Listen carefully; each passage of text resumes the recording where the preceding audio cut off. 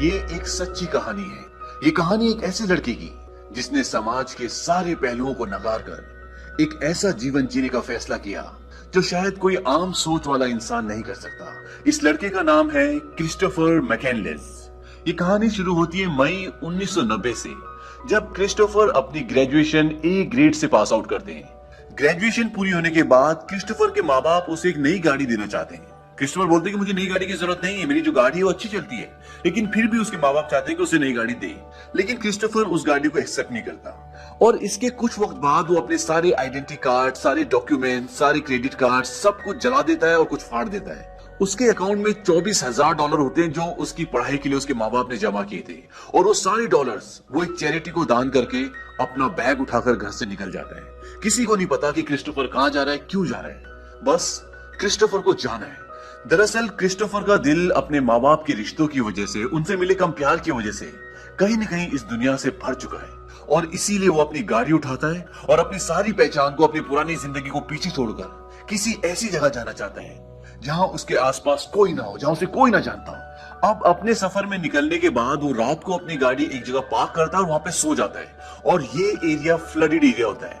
रात को जब वो सो रहा होता है तो फ्लड आता है और उसकी गाड़ी उस फ्लड में फंस जाती है और उसे अपनी गाड़ी वहीं छोड़कर आगे का सफर तय करना पड़ता है। लेकिन उस सफर में निकलने से पहले वो अपनी गाड़ी की नंबर प्लेट निकाल देता है ताकि कोई पहचान ना पाए कि एक क्रिस्टोफर की गाड़ी है, और उसके पास जितने भी डॉलर होते हैं वो सब जला देता है।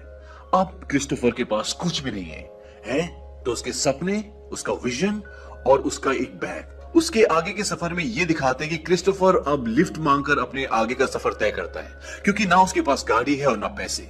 उसका जहां मन करता है वहां सो जाता है, जहां मन करता है वहां जाता है, मानो उसने इस पूरी दुनिया को अपना घर समझ लिया हो। और अब उसने अपना नाम भी बदल लिया। उसका नया नाम है अलेक्जेंडर सुपरट्रैम्प। और इसी सफर में उसकी एक कपल से मुलाकात होती है। ये एक हिप्पी कपल होता है। इनका नाम है रैनी और जैन।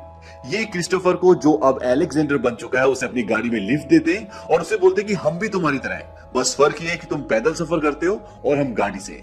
इसके बाद क्रिस्टोफर कुछ दिन इन्हीं के साथ रहता है और एक दिन रेनी उसे बताता है कि जैन और मेरे बीच में रिश्ते अच्छे नहीं है। दरअसल वो अपने पास्ट से, अपने अतीत से बाहर निकल ही नहीं पाती।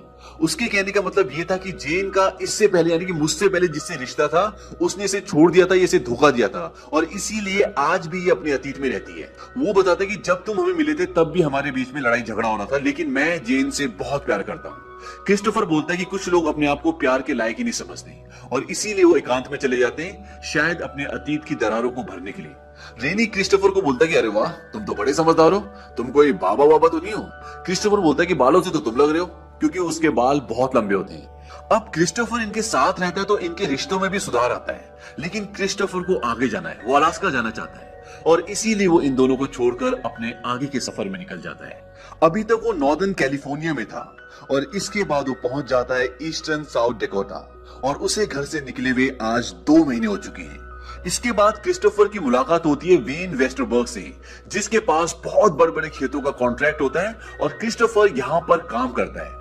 वो बड़ी बड़ी मशीनों से फसल काटता है, गोदाम में काम करता है, लेकिन वो अपनी लाइफ की जर्नी को एंजॉय कर रहा होता है, क्योंकि वो जो भी कर रहा होता है अपनी मर्जी से कर रहा होता है। और यहीं पर वो वेस्टरबर्ग से एक गन की डिमांड करता है, क्योंकि उसे अलास्का जाना है, जो एक बीहड़ है, एक जंगल है, और उसे अपनी रक्षा करने के लिए, शिकार करने के लिए गन की जरूरत है, और वेस्टरबर्ग उसे एक गन दिलवाता है। इसके बाद वेस्टरबर्ग को किसी वजह से पुलिस पकड़ लेती है और क्रिस्टोफर का वहां तक का सफर भी खत्म हो जाता है, और यहाँ से क्रिस्टोफर आगे निकलता है। अब क्रिस्टोफर ये तय करता है कि वो कोलोराडो नदी को पार करेगा, लेकिन उस नदी को पार करने के लिए परमिशन की जरूरत होती है, जो क्रिस्टोफर के पास नहीं होती, और वो परमिशन लेने के लिए जाता है, लेकिन उसे परमिशन नहीं मिलती। वो बोलते कि तुम अपना वेटिंग लिस्ट में नाम लिखवा दो और जब तुम्हारा नंबर आएगा तब तुम जा सकते हो। और जब क्रिस्टोफर वेटिंग लिस्ट देखता है तो उसका नंबर 12 साल बाद होता है। वो कहता है 12 साल इंतजार करना पड़ेगा नदी पार करने के लिए?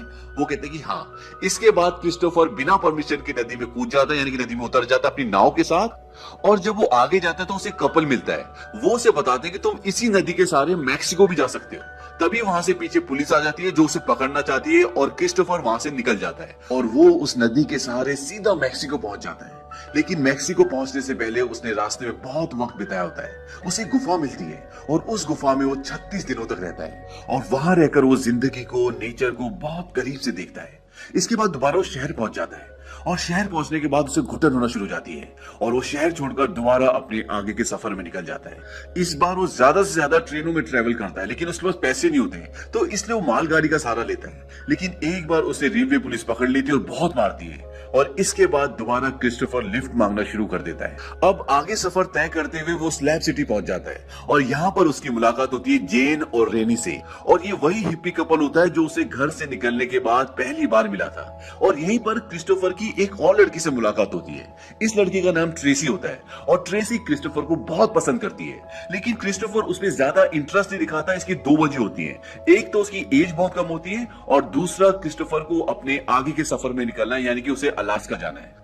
अब कुछ वक्त वहां रहने के बाद वो अपने आगे यानी कि अलास्का के सफर में निकल जाता है और सफर के दौरान वो सेल्टन सिटी में अपना कैंप लगाता है और कैंप में 2 हफ्ते रहने के बाद वहां पर उसकी मुलाकात एक बूढ़े आदमी से होती है जिसका नाम रॉन फ्रेंज होता है। रॉन फ्रेंज एक रिटायर्ड आर्मी ऑफिसर हैं और अब वो एक लेदर की कंपनी में काम करते हैं, लेकिन वो काम शौकिया करते हैं। इस आदमी को क्रिस्टोफर काफी इंटरेस्टिंग और काफी अच्छा लगता है। वो क्रिस्टोफर के साथ काफी वक्त बिताता है और उसे बताता है कि एक कार एक्सीडेंट में उसकी पूरी फैमिली गुजर गई। यहाँ पर क्रिस्टोफर को वो लेदर का काम भी सिखाता है और लेदर के काम सीखने के बाद क्रिस्टोफर अपने लिए एक बेल्ट बनाता है जिसमें वो अपनी पूरी जर्नी की डिटेल्स को मेंशन करता है। अब क्रिस्टोफर यहाँ पर 2 महीने रहने के बाद तय करता है कि अब वो फाइनली अलास्का जाएगा, क्योंकि अलास्का अब यहाँ से बहुत दूर नहीं है। लेकिन रॉन फ्रेंच नहीं चाहता कि क्रिस्टोफर आगे जाए। वो उसे बोलता है कि तुम यहीं रुक जाओ और मेरे पोते बन जाओ।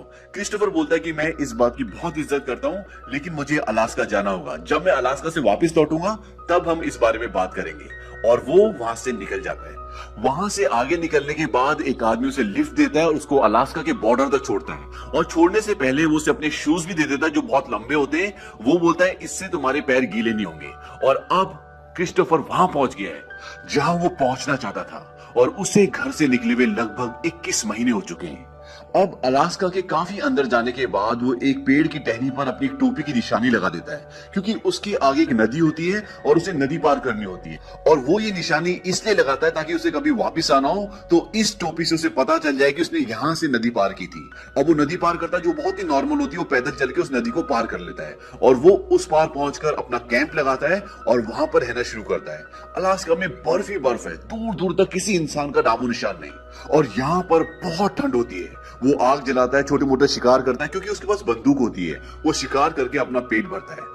अब उसे एक वैन दिखती है ऊपर जो बस टाइप की होती है और जब वो ऊपर जाकर देखता है तो उसमें एक गद्दा होता है, आग जलाने के लिए जगह होती है। तो उसे एक बहुत अच्छी जगह मिल जाती है और इस बस को इस मूवी में यानी कि हिस्ट्री में मैजिकल बस का नाम दिया गया। अब क्रिस्टोफर उस छोटी सी बस को अच्छे से साफ करता है, उसे रहने लायक बनाता है और उसमें रहना शुरू कर देता है और अपना पेट भरने के लिए वो शिकार भी करता है। और अब क्रिस्टोफर वो जिंदगी जी रहा था जो जीना चाहता था और वो वहां पहुंच गया था जहां वो आना चाहता था। क्रिस्टोफर की एक खास आदत होती है, वो बहुत पढ़ता और लिखता भी बहुत है और वो जो भी जर्नी में अपना एक्सपीरियंस कर रहा होता है उसे लिख रहा होता है ताकि वो उसकी जिंदगी में हमेशा अनुभव की तरह उसके साथ रहे। शुरू में अलास्का के दिन नॉर्मल थे, लेकिन धीरे धीरे उसका राशन खत्म होना शुरू हो गया और अब वो कम से कम खाता और जिसकी वजह से उसका वेट कम होना शुरू हो गया। जो बेल्ट उसने पहन रखी थी उसमें वो बार बार छेद करता क्योंकि उसकी कमर कम होना शुरू हो गई थी और वो बार बार छेद करके अपनी बेल्ट को टाइट करता। उसका खाना खत्म हो रहा था तो उसने सोचा कि एक बड़े जानवर का शिकार करके मैं उसे कई दिनों तक चलाऊंगा और वो एक बड़े जानवर का शिकार करता है। लेकिन जैसा उसने सोचा था वैसा कुछ भी नहीं हुआ। उसका सारा मांस सड़ना शुरू हो गया और उसमें कीड़े पड़ गए और यहाँ पर वो बहुत हताश होता है और उसे एक बात समझ में आ जाती है कि कुदरत के आगे कभी किसी की नहीं चलती। अब जब क्रिस्टोफर कुछ हफ्ते वहां बिता लेता है तो उसको एहसास होता है कि खुशियां बांटने में, वो भी अपने लोगों के साथ, और वो तय करता है कि अब वो यहाँ से वापस चला जाएगा।